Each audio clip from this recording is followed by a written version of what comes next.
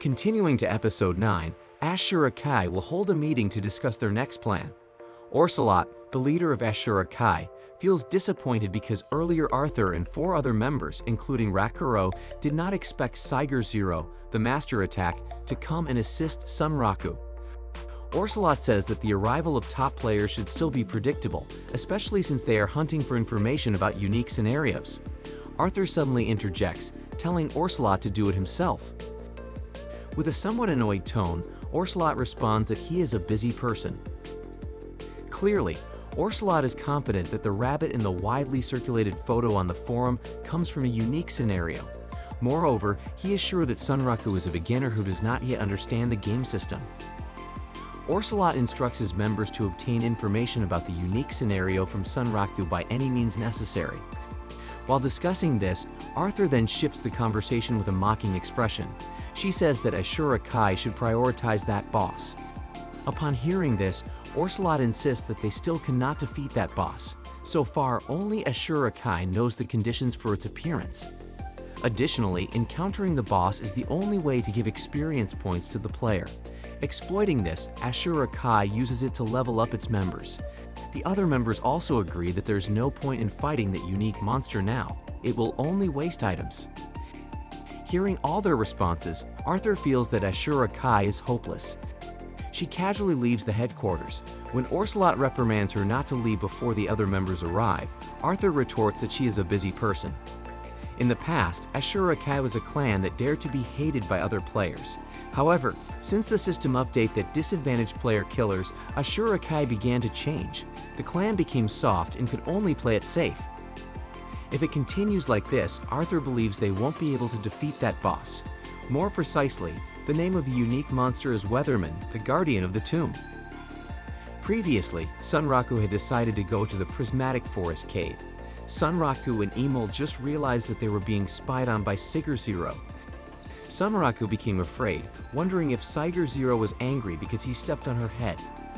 When Saiger Zero, or Ri, finally mustered the courage to approach, Sunraku became even more frightened and tried to escape.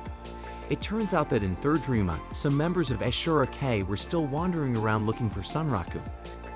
Due to Sunraku's panicked running, his loud voice attracted a lot of attention. After taking a closer look, they saw the player's nickname was Sunraku. They ended up chasing Sunraku as well.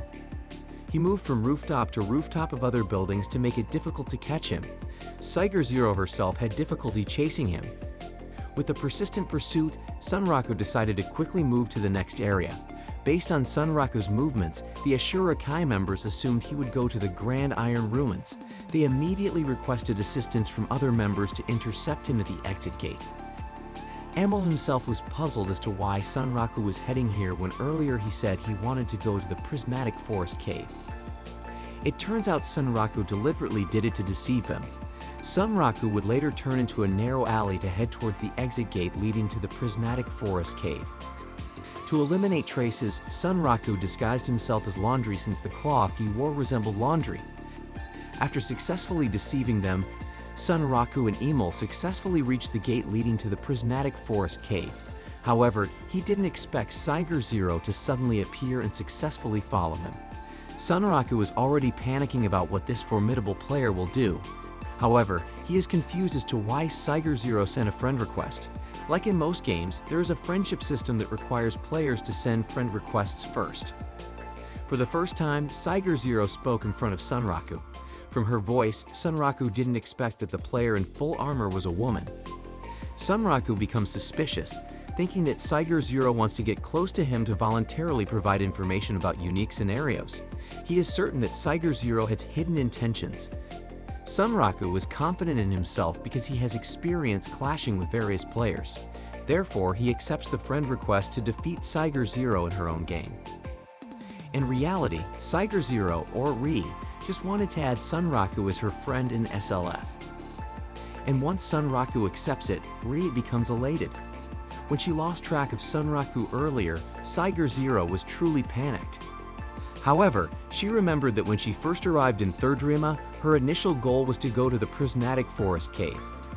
Although it was a guess, she finally managed to meet Sunraku again. Then, Saiger Zero also said that she is willing to help Sunraku defeat monsters.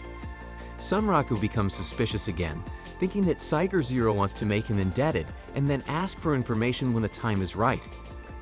Finally, Sunraku replies that he doesn't like taking the easy way out by seeking help from strong players. Although a bit disappointed, Saiger Zero understands and won't force him. After that, Sunraku bids farewell to go to the prismatic forest cave. He finds it strange that Saiger Zero readily gave up inviting him. When Sunraku is far away, Saiger Zero starts muttering to herself.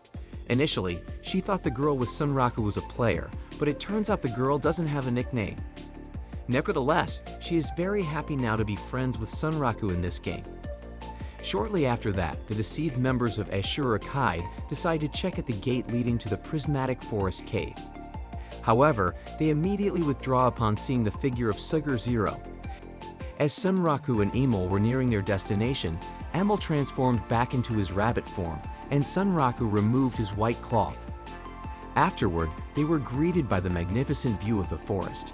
There were various new monsters that Sunraku had never seen before, such as the storage papillon, empire worker bee, mimicry mantis, and quad beetle.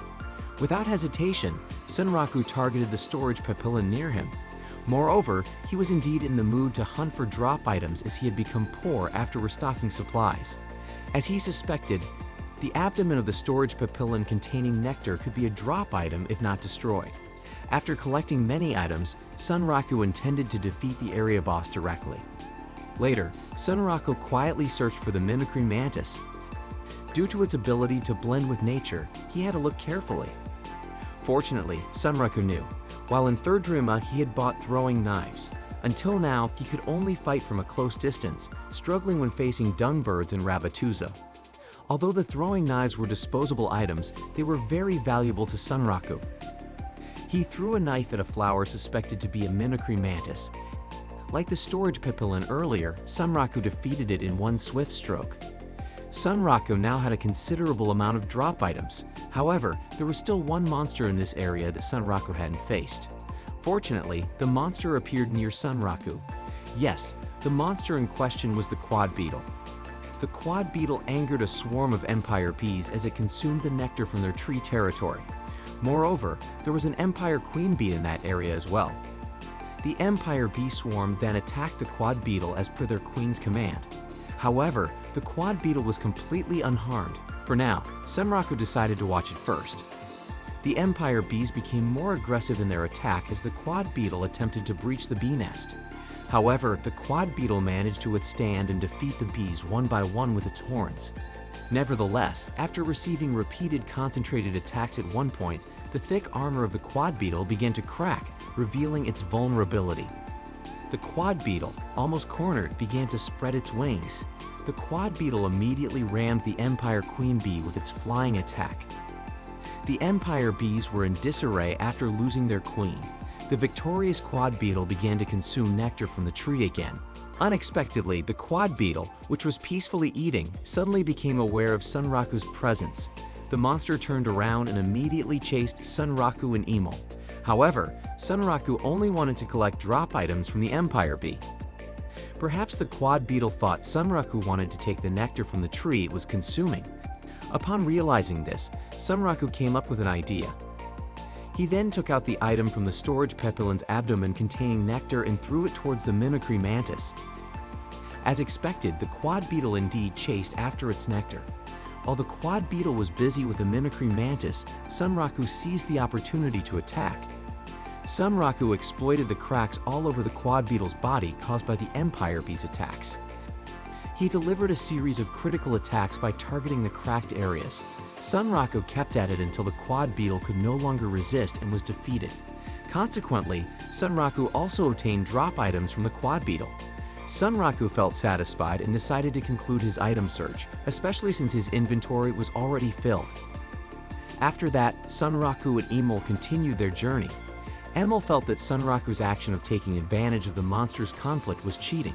However, for Sunraku in a world with the law of the jungle, the survivor is the winner. During the journey, Sunraku noticed a spider web. After reading forums, it seemed that Sunraku already knew that the boss in this area was a spider monster. Emil confirmed it. More precisely, the monster's name is the clown spider. If that's the case, it means Sunraku was close to the clown spider's territory.